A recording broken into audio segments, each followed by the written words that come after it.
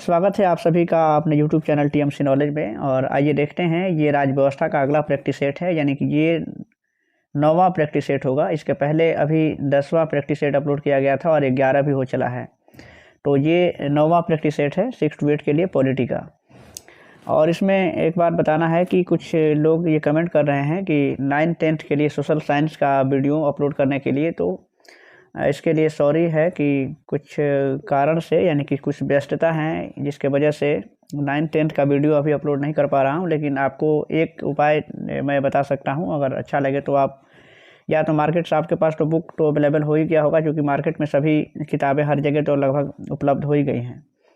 वैसे रुक्मिणी पब्लिकेशन का हमने बीपीएससी टीआरई 2 के लिए जो प्रैक्टिस सेट अपलोड किया था, उसमें क्लास 9th-10th के लिए प्रत्येक सब्जेक्ट का अलग अलग वहाँ पे 10 या 11 प्रैक्टिस सेट अपलोड किए गए हैं।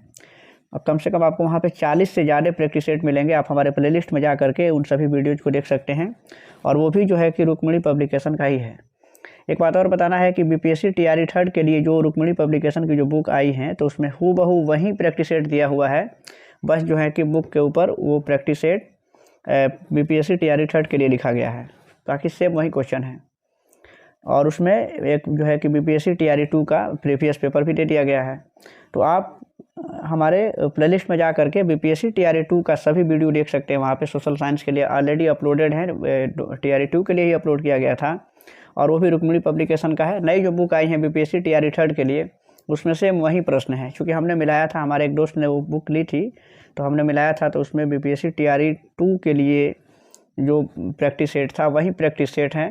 क्योंकि प्रश्न तो सब अच्छे हैं और वो आपकी तैयारी से आपको मतलब है, और उसमें बीपीएससी टीआरई 2 में जो प्रश्न हैं वो भी काफ़ी अच्छे थे। उसका जो मटेरियल है, तो स्टडी मटेरियल तो इस बुक का काफ़ी लाजवाब है। तो वहाँ से आप देख सकते हैं, इतना हेल्प वहाँ से हो सकता है। अगर ऐसे अभी आपका एग्ज़ाम का चूँकि टाइम बढ़ा हुआ है, तो अगर मार्केट में और फिर नई कोई बुक आई होंगी, तो वहाँ से मेरा ये प्रयास रहेगा कि उसको ला करके और 9th-10th का भी वीडियो ज़रूर बनेगा। तो आइए यहाँ से अब देखते हैं, इसका पहला प्रश्न है, ये 9वां प्रैक्टिस सेट होगा। तो देखिए, पहला प्रश्न है कि भारतीय संविधान की 8वीं अनुसूची में कितने भाषाओं को सूचीबद्ध किया गया है। आप जानते हैं कि भारतीय संविधान की 8वीं अनुसूची में कुल 22 भाषाओं को सूचीबद्ध किया गया है, और उन 22 भाषाओं अलग अलग समय में उसको 8वीं अनुसूची में सूचीबद्ध किया गया है। मूलतः 8वीं अनुसूची में पहले 14 भाषाएं थी, लेकिन 1967 में 21वें संविधान संशोधन, फिर 1992 में, और वर्ष 2003 में संथाली, डोगरी और मैथिली तथा बोडो को 92वें संविधान संशोधन के द्वारा शामिल किया गया है। भारतीय संविधान में कुल 12 अनुसूचियाँ हैं तथा मूल संविधान में 8 अनुसूचियाँ थी अभी। तो 8वीं अनुसूची में 22 भाषाओं को उसमें शामिल किया गया है। अब उसमें भाषाएं अलग अलग हैं, उसमें सभी भाषाओं का आप उसमें देख सकते हैं। उसमें कुछ भाषाएं हैं जैसे कि सिंधी है, फिर उसमें कोंकणी, नेपाली, मणिपुरी हैं, संथाली, डोगरी, मैथिली, बोडो इत्यादि, और भी कुछ उसमें भाषाएं हैं, देख सकते हैं। इसमें अगला प्रश्न है कि भारतीय संविधान के किस अनुच्छेद के अंतर्गत हिंदी को संघ की राजभाषा घोषित किया गया है। तो इसमें ये बता दें कि अनुच्छेद 343 में, अनुच्छेद 343 के अंतर्गत हिंदी को संघ की राजभाषा घोषित किया गया है। अनुच्छेद 343 संघ की राजभाषा हिंदी और लिपि क्या है, देवनागरी है। अनुच्छेद 345 राज्य की राजभाषा या राजभाषाओं से संबंधित हैं। तो इस तरीके से इसका अगला प्रश्न है कि भारतीय संविधान का कौन सा संशोधन मौलिक अधिकारों के रूप में संपत्ति के अधिकार का उन्मूलन से संबंधित है। ये नेक्स्ट प्रश्न है कि यानी कि कौन सा ऐसा संविधान संशोधन है जिसमें जो संपत्ति का मौलिक अधिकार के रूप में संपत्ति के अधिकार को उन्मूलन से संबंधित है, यानी कि संपत्ति का जो अधिकार दिया गया था उसको किस अनुच्छेद के तहत उसको हटा दिया गया है। तो 44वां जो संविधान संशोधन था, जिसके तहत मौलिक अधिकार के रूप में संपत्ति के अधिकार को हटा दिया गया था, और अब जो है कि ये संपत्ति के अधिकार को भाग 12 में अनुच्छेद 300 जो है, ये अनुच्छेद 300 क के तहत उसको कानूनी अधिकार बना दिया गया है। ठीक है।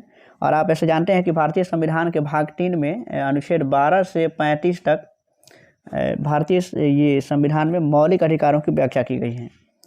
इसके बाद के प्रश्न आप देख सकते हैं यहाँ से कि इसके बाद प्रश्न है कि, और अच्छा इसका ऑप्शन देख लीजिए, इसका सही जवाब क्या होगा। तो देख लीजिए, इसमें ऑप्शन में नहीं दिया गया है, यानी कि 44वां संशोधन इस ऑप्शन में नहीं है। इस तरीके से इसका सही जवाब है उपयुक्त में से कोई नहीं। ऐसे संपत्ति के अधिकार को 44वें संविधान संशोधन के द्वारा हटा दिया गया है 1978 में।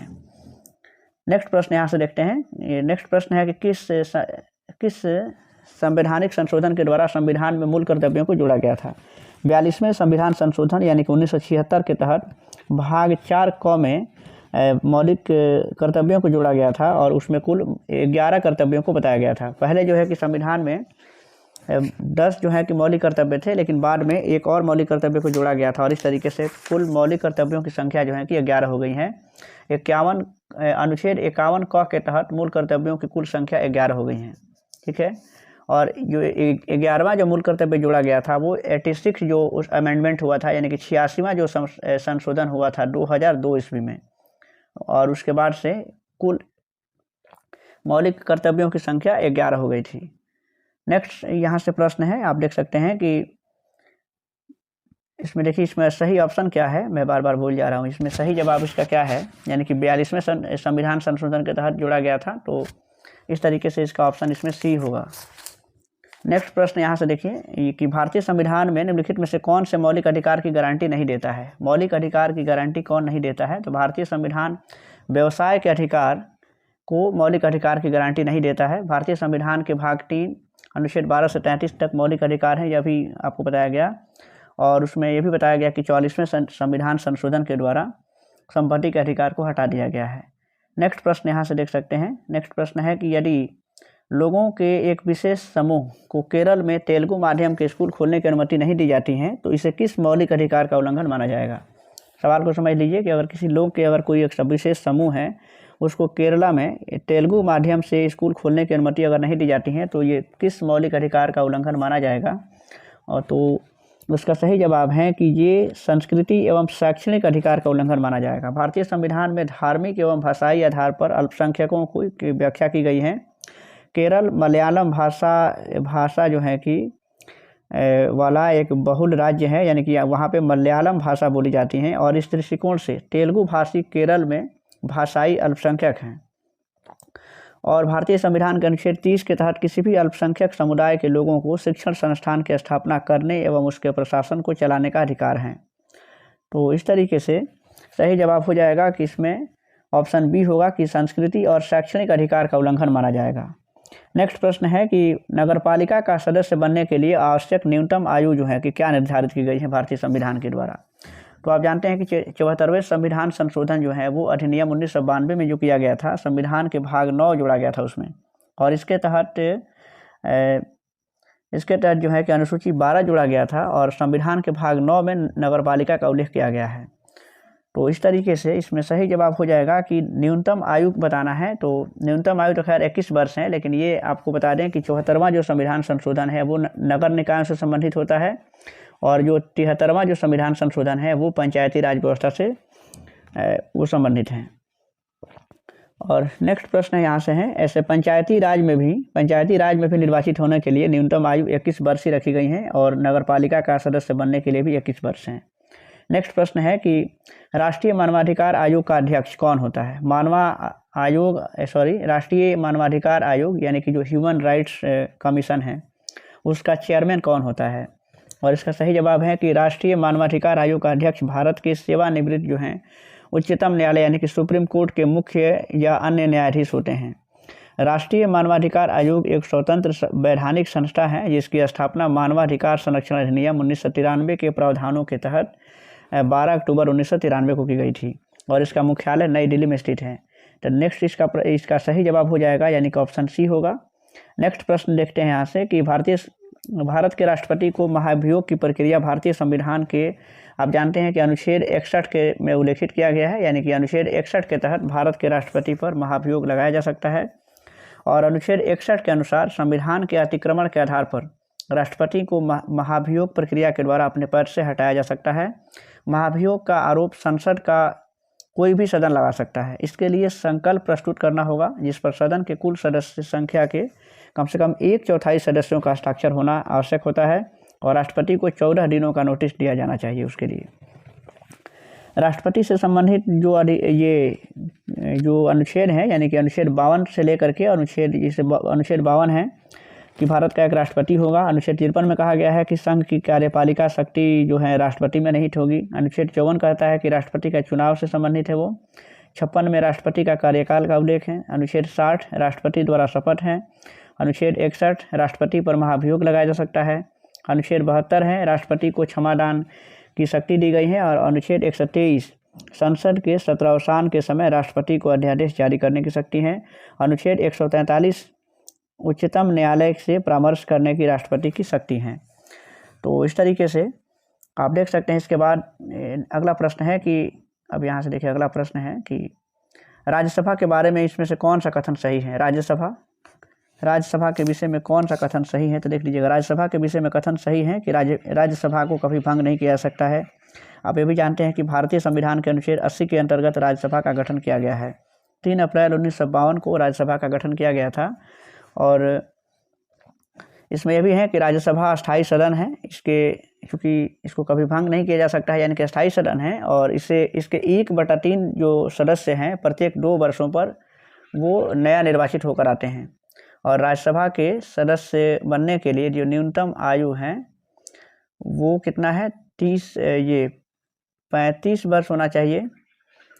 और राज्यसभा के 12 सदस्यों को राष्ट्रपति मनोनीत करते हैं। इस तरीके से वो जो सदस्य होते हैं वो कला, साहित्य, विज्ञान और समाज सेवा के क्षेत्र में उत्कृष्ट योगदान मतलब देते हैं, या उनका रहता है योगदान। नेक्स्ट इसका प्रश्न है कि आप यहाँ से देख सकते हैं कि निम्नलिखित में से किस केंद्र शासित प्रदेश में विधानसभा है, ये बताना है। किस केंद्र शासित प्रदेश में विधानसभा है, तो देख सकते हैं दिल्ली में जो है, दिल्ली केंद्र शासित प्रदेश में विधानसभा है। और दिल्ली विधानसभा में सदस्यों की कुल संख्या जो है यानी कि 70 सदस्य उसमें हैं। तो इसका सही जवाब ऑप्शन ए है। इसी तरह से देखिएगा, पुडुचेरी विधानसभा में 30 सदस्यों का प्रावधान है, जो भारत का सबसे छोटा विधानसभा है क्षेत्र है। जम्मू कश्मीर क्षेत्र केंद्र शासित प्रदेश में भी विधानसभा का प्रावधान है। भारत का सबसे बड़ा विधानसभा कौन है, तो उत्तर प्रदेश है, जिसमें 403 सदस्यों की संख्या है। तो इस तरीके से भारतीय संविधान के भाग 8 में अनुच्छेद 239 से लेकर के 42 तक केंद्र शासित प्रदेश से संबंधित हैं। तो इसके बाद के प्रश्न हम देखते हैं अब कि पहली बार प्रधानमंत्री पद की शपथ लेते समय इनमें से किसकी आयु सर्वाधिक थी। सबसे अधिक उम्र में कौन सा व्यक्ति भारत का प्रधानमंत्री का शपथ लिया हुआ था, तो इसका सही जवाब है कि मोरारजी देसाई थे। मोरारजी देसाई 29 फरवरी और 1896 को उनका जन्म हुआ था। और 10 अप्रैल 1995 को उनकी मृत्यु भी हो गई थी। और मोरारजी देसाई 77 में सबसे पहले जो है कि गैर कांग्रेसी प्रधानमंत्री बने थे, जब भारत में सबसे पहली गैर कांग्रेसी सरकार बनी थी। मोरारजी देसाई जब प्रधानमंत्री बने थे उस समय उनका उम्र था 80 वर्ष उनकी उम्र थी। इस तरीके से सबसे अधिक उम्र के ये प्रधानमंत्री थे। और दूसरी ओर अगर देखा जाए तो सबसे कम उम्र के प्रधानमंत्री जो थे वो भारत के कौन थे, सबसे कम उम्र में जो प्रधानमंत्री बने थे वो राजीव गांधी थे, मात्र 40 वर्ष में। और मोरारजी देसाई महाराष्ट्र के मुख्यमंत्री भी थे उस समय। नेक्स्ट प्रश्न यहाँ से है, तो फिलहाल इसका जवाब है कि मोरारजी देसाई होगा। और नेक्स्ट प्रश्न है यहाँ से कि भारतीय संविधान के किस अनुच्छेद के अनुसार प्राकृतिक पर्यावरण की सुरक्षा प्रत्येक नागरिक का मौलिक कर्तव्य बताया गया है। तो इसका देख सकते हैं कि भारतीय संविधान के अनुच्छेद 51A में इस बात का उल्लेख किया गया है कि प्राकृतिक पर्यावरण की सुरक्षा करना प्रत्येक नागरिक का मौलिक कर्तव्य है। और ऐसे 42वें संविधान संशोधन के द्वारा संविधान में 48A जोड़ा गया है। और अनुच्छेद 48 जो है कृषि एवं पशुपालन के संवर्धन से संबंधित हैं। तो इस तरीके से आप देख सकते हैं कि यहाँ पे सही जवाब इसका है ऑप्शन बी। नेक्स्ट प्रश्न है कि भारतीय संविधान के अनुच्छेद 35A किस वर्ष जोड़ा गया था। 35A का संबंध ये जम्मू कश्मीर से है। और भारतीय संविधान में अनुच्छेद 35A को 1954 में जोड़ा गया था। पंडित जवाहरलाल नेहरू और शेख अब्दुल्ला के बीच समझौता का ही अंतिम परिणाम अनुच्छेद 35A था। और 14 मई 1954 को तत्कालीन राष्ट्रपति डॉक्टर राजेंद्र प्रसाद के अध्यादेश के बाद संविधान में जो है 35A को जोड़ा गया था।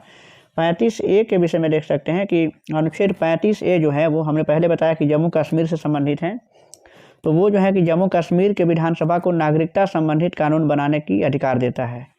तो इस तरीके से इसका नेक्स्ट प्रश्न है कि भारतीय संविधान ये तो हो गया किस वर्ष जोड़ा गया था, तो ये 1954 में जोड़ा गया था।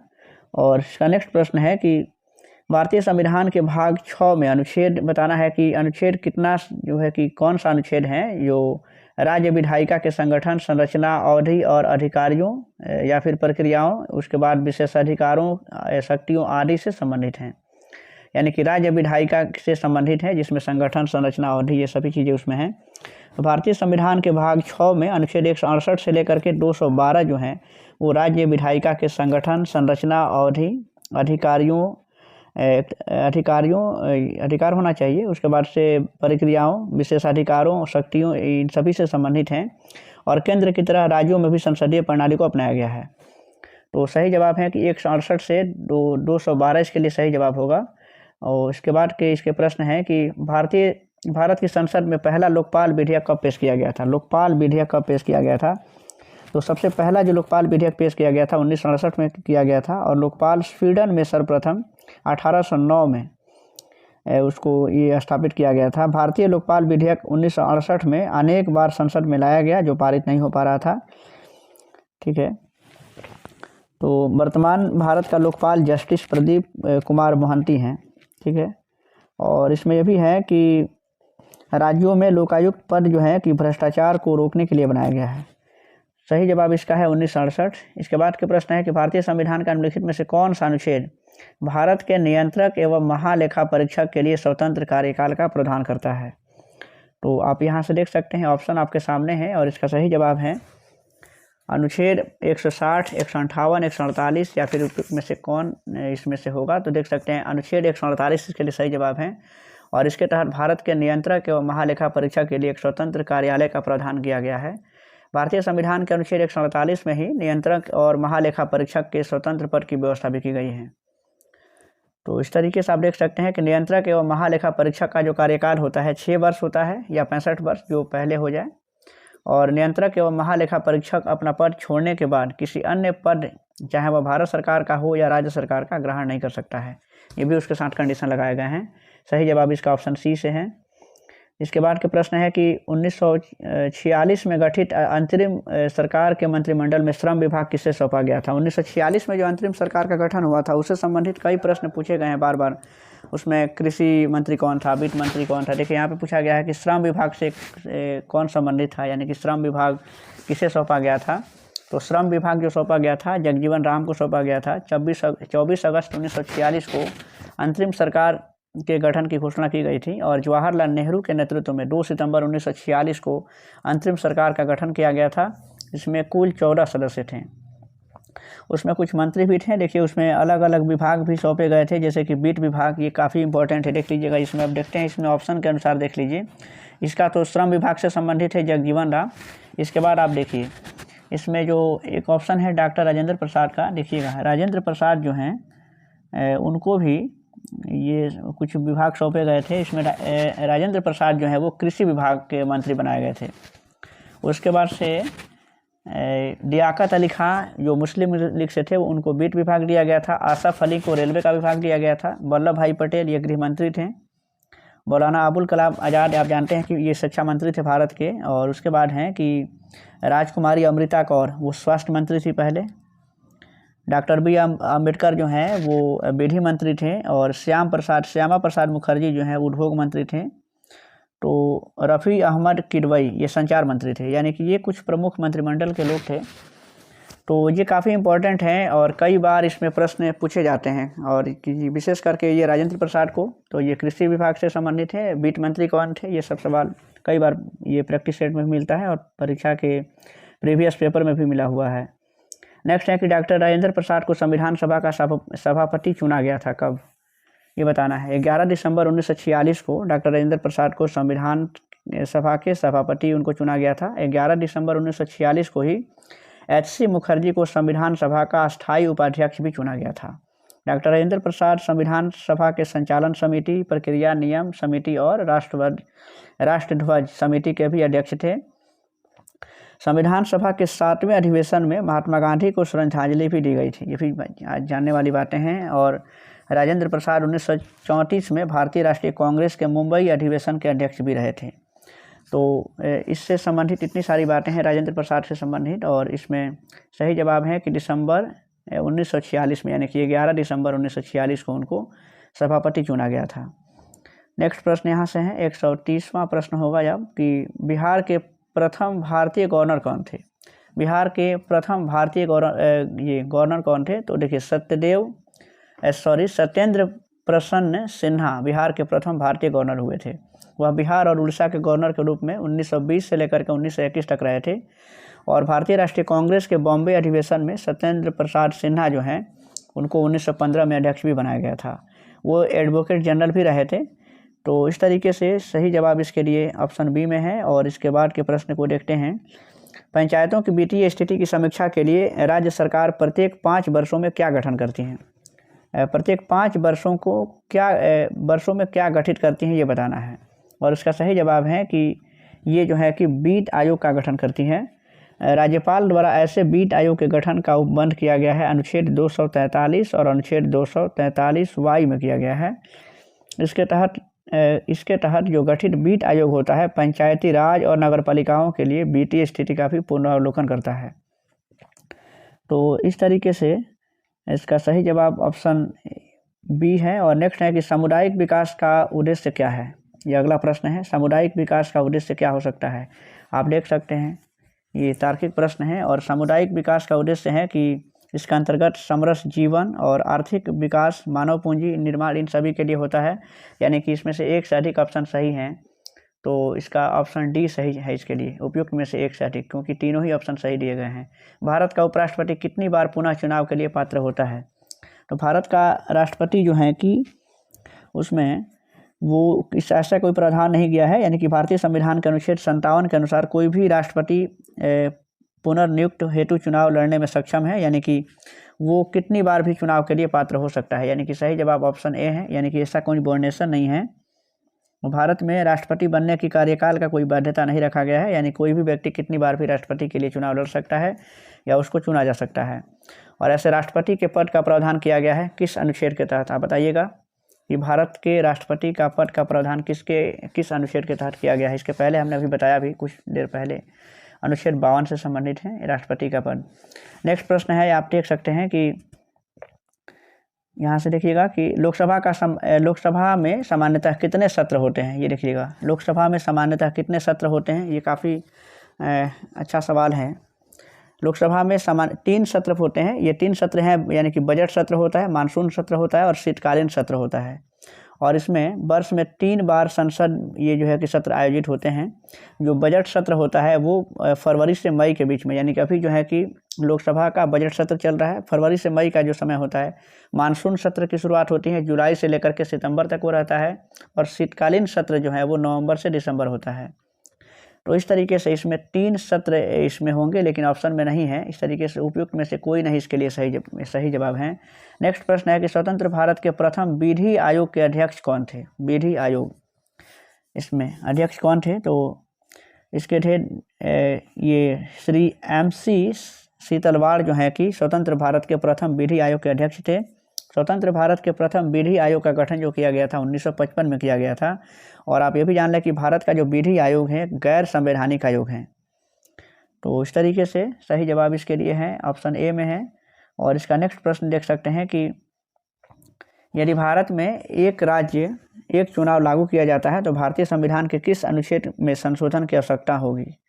ये बताना है कि अगर एक राज्य और एक चुनाव लागू कर दिया जाए तो कौन सा अनुच्छेद है ऐसा है जिसमें संशोधन करना पड़ेगा? तो इसके लिए भारतीय संविधान के अनुच्छेद 83 और 172 को संशोधित करना पड़ेगा, क्योंकि अनुच्छेद 83 जो है संसद की अवधि का उल्लेख करता है, और जबकि अनुच्छेद 172 जो है वो राज्यों में विधानमंडलों की अवधि का उल्लेख करता है।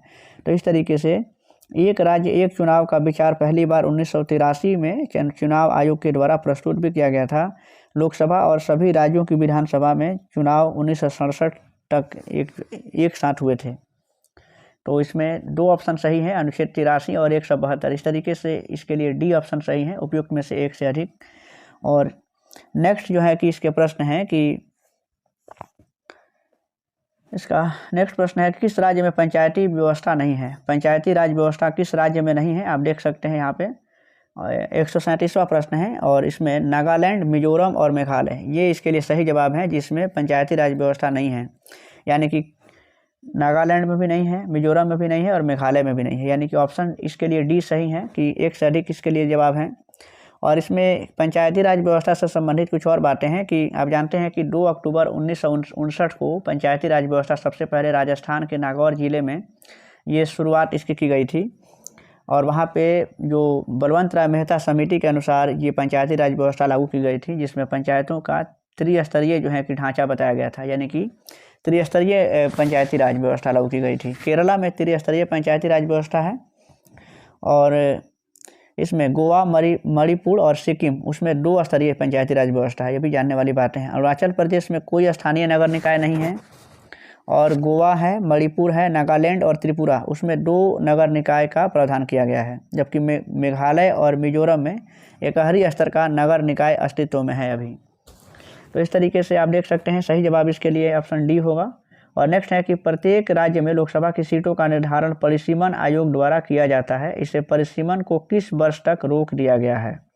परिसीमन जो होता है जिसमें लोकसभा के क्षेत्रों का फिर से पुनर्गठन किया जाता है, तो फिलहाल में जो ये परिसीमन का जो काम है वो 2026 तक के लिए, क्योंकि हमने बहुत पहले ही पढ़ा था कि बार कहीं कि 2026 तक उसमें परिसीमन का कार्य अब नहीं किया जाएगा। तो प्रत्येक राज्य में लोकसभा सीटों का निर्धारण परिसीमन आयोग के द्वारा ही किया जाता है।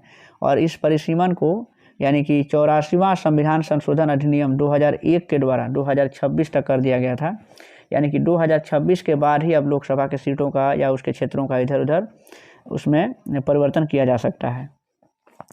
नेक्स्ट प्रश्न है कि सर्वोच्च न्यायालय एक है, सर्वोच्च न्यायालय क्या है बताना है। सिविल न्यायालय है, संघीय न्यायालय है या फिर संविधान का अंतिम विवेचक है या उपयुक्त में से कोई नहीं। तो सर्वोच्च न्यायालय जो है एक संघीय न्यायालय है तथा संविधान का अंतिम विवेचक है, यानी कि इस तरीके से इसमें से 2 ऑप्शन सही दिख रहे हैं और इसके लिए ऑप्शन डी सही है, यानी कि उपयुक्त में से 1 से अधिक। नेक्स्ट प्रश्न देखते हैं, पिछड़ा वर्ग से संबंधित है। फिलहाल इसमें सर्वोच्च न्यायालय से संबंधित कुछ बातें देखिए। सर्वोच्च न्यायालय की स्थापना कब की गई थी, ये भी जानने वाली बातें हैं, क्योंकि अभी तो पूछ सकता है ना कि सर्वोच्च न्यायालय की स्थापना कब हुई थी। और इससे संबंधित जो और बातें हैं कि ये 28 जनवरी 1950 को सर्वोच्च न्यायालय की स्थापना हुई थी, 28 जनवरी 1950। और इसमें ये भी है कि सर्वोच्च न्यायालय जो है मौलिक अधिकारों के हनन की अवस्था में मानव अधिकारों का संरक्षण भी करता है और भारत में एकीकृत और स्वतंत्र न्यायपालिका का प्रावधान है, जिसमें शीर्ष पर कौन है, तो वही है यानी कि सर्वोच्च न्यायालय है, सुप्रीम कोर्ट। न्यायालय की एकल व्यवस्था भारत सरकार अधिनियम 1935 से लिया गया है। और ये भी जान सकते हैं कि संविधान के अनुच्छेद 124 से लेकर के और 147 तक उच्चतम न्यायालय के गठन, उसके स्वतंत्रता, उसका न्याय क्षेत्र, उसकी शक्तियाँ और उसके प्रक्रियाओं का उल्लेख किया गया है, जबकि अनुच्छेद 124 में और उच्चतम न्यायालय की स्थापना और उसके गठन का प्रावधान किया गया है। तो चलिए अब देखते हैं अगला प्रश्न। अगला प्रश्न है कि प्रथम पिछड़ा आयोग की अध्यक्षता किसके द्वारा की गई थी? प्रथम पिछड़ा आयोग जो बनाया गया था उसकी अध्यक्षता किसके द्वारा की गई थी? तो इसमें सही जवाब है कि काका साहब कालेलकर जो हैं 29 जनवरी 1953 को काका साहब कालेलकर की अध्यक्षता में उनको आयोग काका कालेलकर जो आयोग बना था उसका गठन किया गया था। तो इस तरीके से गांधीवादी जो विचार के लोग ये थे काका साहब कालेलकर, उनकी अध्यक्षता में 1953 में पिछड़ी जातियों का यह अध्ययन करने के लिए सबसे पहले पिछड़ी जाति आयोग का गठन किया गया था। और 1955 में आयोग ने अपनी रिपोर्ट भी दी थी, राष्ट्रपति को सौंप दिया था और आयोग ने 2399 जातियों पिछड़ी जाति के रूप में उनकी पहचान की थी और सभी स्त्रियों को पिछड़ी जाति में रखने की सिफारिश की थी। 20 सितंबर 1978 को बीपी मंडल की अध्यक्षता में मंडल आयोग की स्थापना की गई थी। तो यहाँ तो सही जवाब है यानी कि ऑप्शन ई होगा, क्योंकि ऑप्शन में दिया नहीं गया है, क्योंकि काका साहब कालेलकर का नाम इसमें नहीं दिख रहा है। इस तरीके से उपयुक्त में से कोई नहीं इसका जवाब होगा। ऐसे इसका सही जवाब था यहाँ पे कि अध्यक्षता किसने की थी, तो काका साहब कालेलकर ने किया था। और इसके बाद के प्रश्न हैं, आप देख सकते हैं कि संविधान का 103वां जो संशोधन अधिनियम है 2019 के द्वारा भारतीय संविधान के किन अनुच्छेदों को संशोधित किया गया था? 103वां जो 103 संशोधन जो किया गया था अधिनियम 2019, उसके द्वारा भारतीय के किन अनुच्छेद को संशोधित किया गया था? तो इसका सही जवाब है कि उसके लिए अनुच्छेद 15 और अनुच्छेद 16 को उसमें संशोधन किया गया था। तो सही जवाब अनुच्छेद 15 और 16 है। अब इसमें 15-16 में क्या था, तो देख सकते हैं कि संविधान का जो 124वां जो संविधान संशोधन विधेयक था उसके माध्यम से संविधान में 2 नए अनुच्छेद जोड़े गए थे, 15(6) और 16(6). और इस संविधान संशोधन अधिनियम से पूर्व में आरक्षण सामाजिक और शैक्षणिक पिछड़ापन को आधार मानते हुए जातिगत आधार पर दिया जाता है इसमें। और इस संशोधन के द्वारा आर्थिक वंचना को भी पिछड़ापन का आधार स्वीकार करते हुए 10% आरक्षण की व्यवस्था भी की गई थी। तो इस तरीके से इसका सही जवाब है अनुच्छेद 15 और 16 को संशोधित किया गया था इसमें। नेक्स्ट प्रश्न है कि भारत के संविधान के अनुच्छेद 112 के अनुसार एक वर्ष का केंद्रीय यूनियन यानी कि एक वर्ष का केंद्रीय जो है यानी कि केंद्रीय ये बताना है कि जो इसमें से ऑप्शन क्या हो सकता है कि उस विशेष वर्ष के लिए सरकार के अनुमानित प्राप्तियों और व्यय का विवरण होता है। और इसका सही जवाब है कि इसमें जो केंद्रीय बजट होता है उस वर्ष के लिए सरकार की अनुमानित प्राप्तियों और व्यय का एक विवरण है। और भारत में सर्वप्रथम बजट प्रस्तुत करने का श्रेय जाता है लॉर्ड कैनिंग के कार्यकाल में कार्यरत जो बीटीए सदस्य थे यानी कि जेम्स विल्सन को जाता है। और इसलिए जेम्स विल्सन को भारतीय बजट का प्रणेता भी माना जाता है। नाम देख सकते हैं आप, ऐसे नाम है जेम्स विल्सन यानी कि लॉर्ड कैनिंग के समय में इन्होंने बजट को शुरू किया था, जेम्स विल्सन हैं। और इसको भारतीय बजट का नोट कर सकते हैं कि भारतीय बजट का प्रणेता माना गया है। उस समय लॉर्ड कैनिंग जो है कि वायसराय हुआ करते थे। और इसमें बता दें कि स्वतंत्र भारत का पहला जो बजट पेश किया गया था 26 नवंबर 1947 को। और पहले वित्त मंत्री यानी कि आर.के. सगमुखम थे, सेठी थे। और जॉन मथाई को वर्ष 1950 में गणतंत्र भारत का पहला केंद्रीय बजट पेश करने का गौरव प्राप्त हुआ था, जॉन मथाई।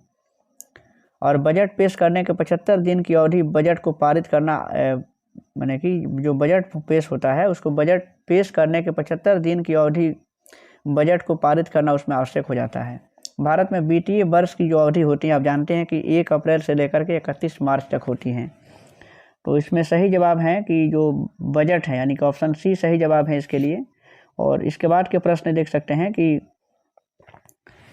निम्नलिखित में से किसे 1947 में स्वतंत्र भारत का पहला कानून मंत्री नियुक्त किया गया था। काफ़ी आसान प्रश्न है। सबसे पहले कानून मंत्री कौन नियुक्त हुए थे 1947 में? तो आप जानते हैं कि डॉक्टर B.R. अम्बेडकर जो हैं वे स्वतंत्र भारत के पहले कानून मंत्री थे। और भारत के संविधान के पिता की संज्ञा भी उनको दिया जाता है।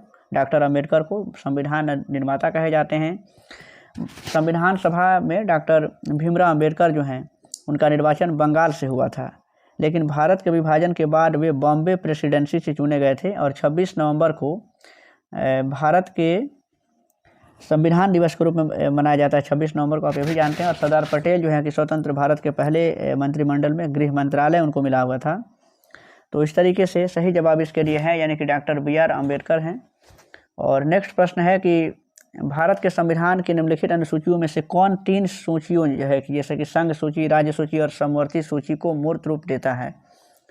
यानी कि 3 सूचियां बनाई गई हैं, 245 और 46 अनुच्छेद उससे संबंधित हैं। तो ये बताना है कि किस अनुसूची में वो संबंधित हैं, किस अनुसूची से संबंधित हैं।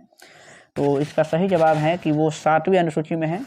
और इस अनुसूची के तहत जो है कि केंद्र और राज्यों के बीच की जो शक्तियाँ हैं उनको बांटा गया है। संघ सूची पर विषय बनाने का जो शक्ति होता है संघ सूची पर कानून बनाने की जो शक्ति प्रदान की गई है वो केंद्र सरकार के पास यानी कि संघ के पास है।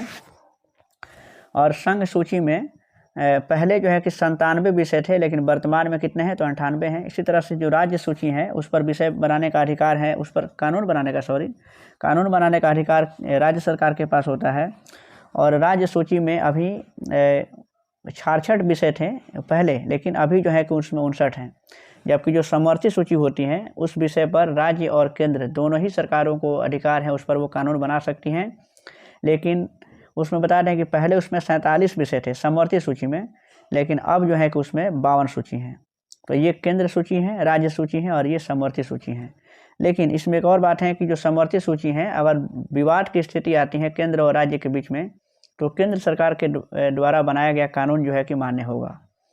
इस तरीके से इसमें सही जवाब है कि 7वीं अनुसूची संबंधित है यानी कि 3 सूचियों से।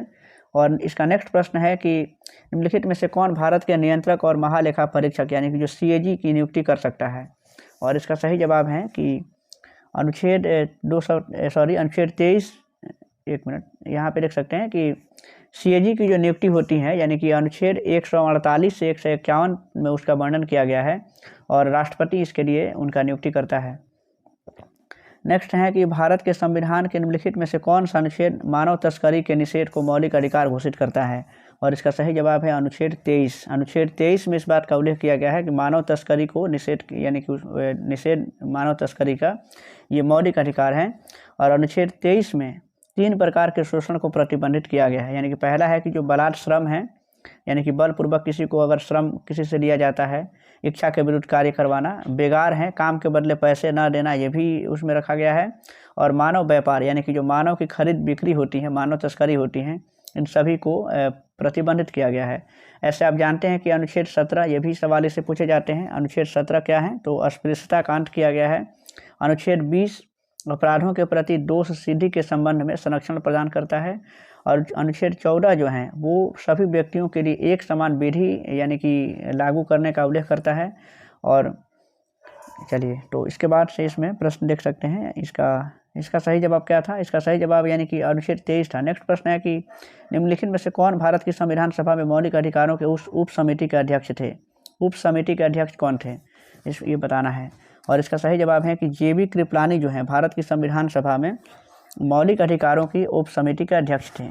तो इस तरीके से सही जवाब इसका JB कृपलानी है। इसमें और भी लोग थे, संविधान सभा की जो समिति थी उसमें अध्यक्ष बने थे। संघ समिति जो है, संघ शक्ति समिति यानी कि जवाहरलाल नेहरू इसके अध्यक्ष थे। प्रांतीय संविधान समिति के अध्यक्ष थे सरदार पटेल। प्रारूप समिति आप जानते हैं कि डॉक्टर BR अम्बेडकर। संचालन समिति डॉक्टर राजेंद्र प्रसाद। और अल्पसंख्यक उप समिति के अध्यक्ष थे HC मुखर्जी। और इसके बाद नेक्स्ट प्रश्न है कि भारतीय संविधान के निम्नलिखित में से कौन से अनुच्छेद में यह उल्लेखित है कि प्रत्येक वर्ष के प्रथम सत्र के प्रारंभ में राष्ट्रपति संसद के दोनों सदनों को एक साथ संबोधित करेंगे और सत्र समन के कारणों से संसद को अवगत कराएंगे। यह अगला प्रश्न है। और इसका सही जवाब है कि 87(1) में इस बात का उल्लेख किया गया है। ऑप्शन ए सही जवाब है इसके लिए। राष्ट्रपति प्रधानमंत्री को सलाह से सदनों या किसी सदन का सत्रावसान कर सकता है तथा लोकसभा को उसके नियत अवधि से पूर्व भी भंग कर सकता है। इस बात का उल्लेख अनुच्छेद 85 में किया गया है। चलिए, इसके बाद के प्रश्न देख लेते हैं क्योंकि ख़त्म हो रहा है अभी। अब भारत सरकार अधिनियम 1919 ने ब्रिटिश शासन के अंतर्गत भारत में पहली बार द्विसदनीय शासन की परिकल्पना की थी। इसने राज्य परिषद का कार्यकाल कितना निर्धारित किया गया था। और इसमें सही जवाब है कि उसमें राज्य परिषद का जो कार्यकाल निर्धारित किया गया था 5 वर्ष के लिए किया गया था। अगला प्रश्न है और इसका आखिरी प्रश्न है आज के लिए। ये 9वां प्रैक्टिस सेट था ये पॉलिटी का। भारत के संविधान का निम्नलिखित में से कौन सा अनुच्छेद मौलिक अधिकारों के संदर्भ में राज्य को परिभाषित करता है। ये अगला प्रश्न है और आखिरी प्रश्न है इस सेट का। और सही जवाब है कि भारत के संविधान का अनुच्छेद 12 जो है मौलिक अधिकारों के संबंध में राज्य को परिभाषित करता है। और इसमें राज्य का वर्णन किया गया है। राज्य में संघीय सरकार, राज्य सरकार तथा स्थानीय शासन और अन्य ये प्राधिकारी भी आते हैं। तो इस तरीके से इसमें सही जवाब इसका आप देख सकते हैं यहाँ पे नहीं दिया गया है। अनुच्छेद 12 इसमें ऑप्शन में नहीं है, यानी कि उपयुक्त में से कोई नहीं इसका सही जवाब होगा। तो ये रहा आज का 9वां प्रैक्टिस सेट। इसके बाद के जो प्रैक्टिस सेट है वो भी बहुत जल्द अपलोड किए जाएंगे। कुछ लोग ये ज्योग्राफी की मांग कर रहे थे, आपको बता दें कि ज्योग्राफी, हिस्ट्री, पॉलिटी सबका ये पूरा कर देंगे हम, आप बिल्कुल भी विश्वास रखें। और 9th-10th वालों के लिए हम ये ज़रूर कहना चाहेंगे कि अगर सोशल साइंस का अगर आप देखना चाहते हैं तो हमारे प्लेलिस्ट में जाइए और BPSC TRE 2 का जो प्रैक्टिस सेट है उसे आप देख डालिए। उसमें सभी प्रैक्टिस सेट का वीडियो डाला गया है। और ऐसे अगर आपका चूँकि एग्ज़ाम कुछ अभी पोस्टपोन किया जा रहा है, शायद 16 को शायद नहीं होने जा रहा है, अगर टाइम मिलेगा तो अगर मार्केट में कोई बुक आई रहेंगी तो उसका भी उसमें वीडियो अपलोड कर दिया जाएगा।